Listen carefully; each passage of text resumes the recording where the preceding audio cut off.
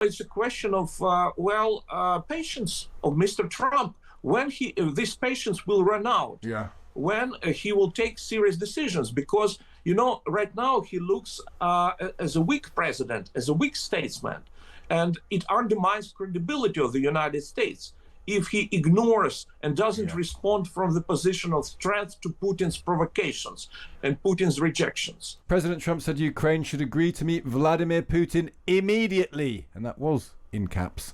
And almost immediately, President Zelensky said he would. The Ukrainian leader said he'd go to Istanbul and wait for Putin for face-to-face talks on Thursday. Could that actually happen? Let's get an assessment from Oleksandr Merezhko. He's head of the Foreign Affairs Committee of the Ukrainian Parliament and a member of Volodymyr Zelensky's party. Alexander, good morning to you. Good morning. Thank you for inviting me. It's a great pleasure as ever to speak to you. Do we think a face-to-face meeting between Zelensky and Putin in Istanbul on Thursday is likely? Well, everything depends now on Putin, whether he will show up or not. I really strongly doubt that he will have enough guts, enough courage to come up personally to Istanbul. His statement with regard to resuming, as he put it, talks in Istanbul was nothing but a provocation. But now President Zelensky calls Putin's bluff, and we'll see what will happen.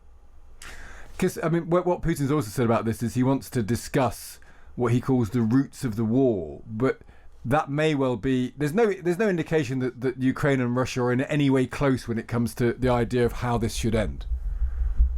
Well, of course, the positions of both parties are absolutely irreconcilable, because Putin's ultimate goal is to destroy Ukraine.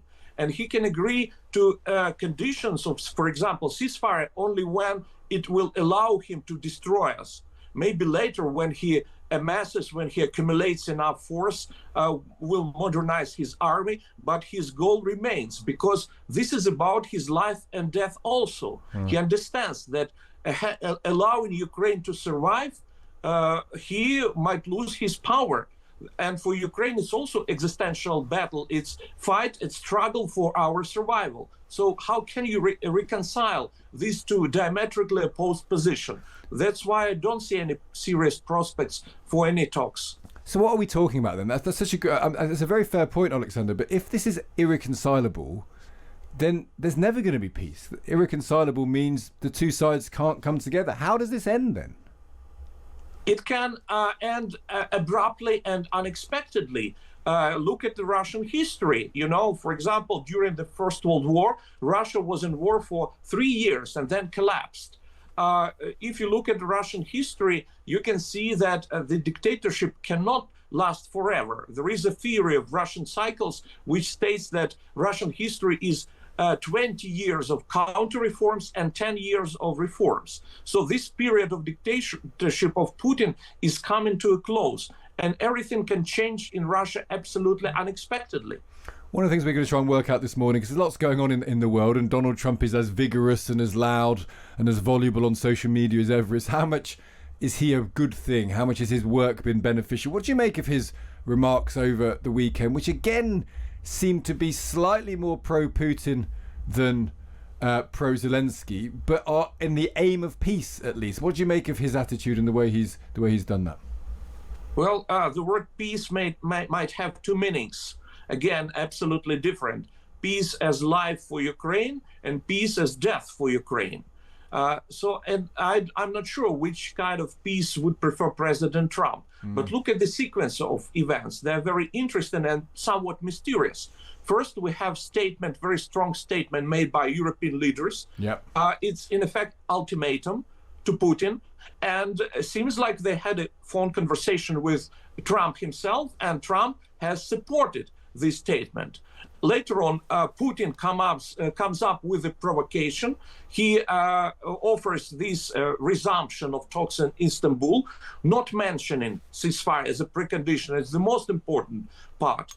He ignores this idea, this requirement regarding ceasefire. Later on, Trump makes this statement, makes his post in which he virtually supports Putin's idea to have negotiations. And immediately President Zelensky agrees with Trump.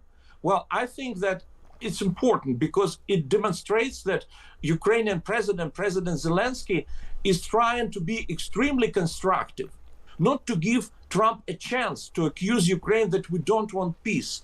It's crucially important because President Zelensky is a very responsible politician. He knows that behind him is the whole nation. And he is doing everything what Trump wants. Look, Trump wanted ceasefire. We agreed. Then he offered partial ceasefire. We again agreed. But Putin both times rejected these ideas. Then Trump had offered minerals deal. We agreed.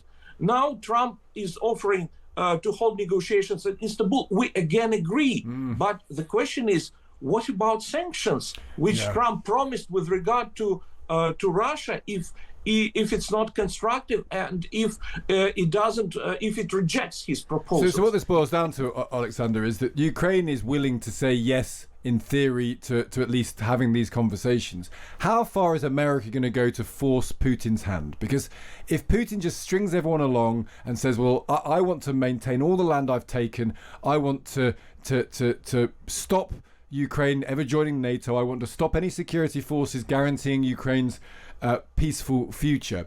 If that all remains, either Trump is going to have to say, well, we're going to sanction Russia into changing its mind, or he's going to let him get away with it. And that's still undecided, isn't it, I guess? Unfortunately, it's still, it looks not decided.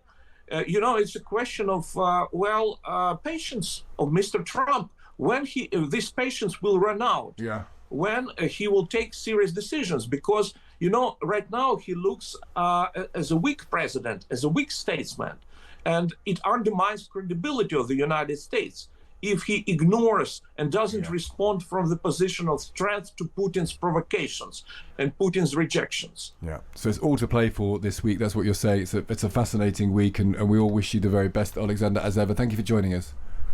Thank you. That's Oleksandr Merezhko, the head of the Foreign Affairs Committee for the Ukrainian Parliament, member of Zelensky's party. Okay, and I guess the point is that Trump is very loud and Trump is very voluble, and he's clearly saying things and things are happening.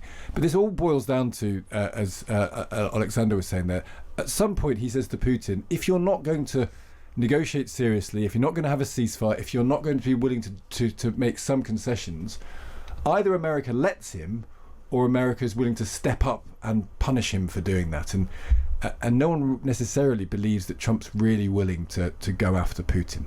Well, there has been a change in tone from the American government, hasn't there, over the last couple of weeks around President Putin. And Donald Trump has said directly, I don't know whether or not Putin is actually prepared to make an agreement or to compromise or to ever get to the point where peace could be agreed.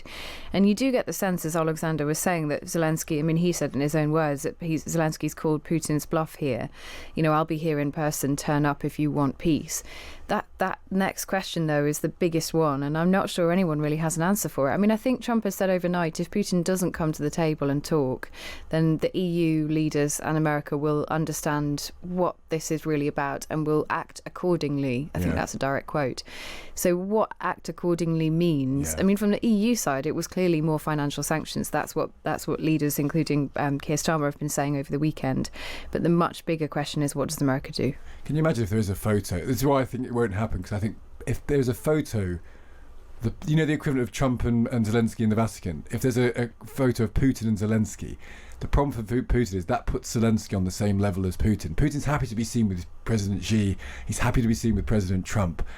I just can't see him being seen in a room with President Zelensky. Yeah, potentially. But then if he's not going to negotiate with Zelensky, then who will he? Given the Americans have walked away from this now because they've run out of patience. It's a really big question. We'll see what happens. Obviously, you can follow all of that here on At Times Radio throughout the week.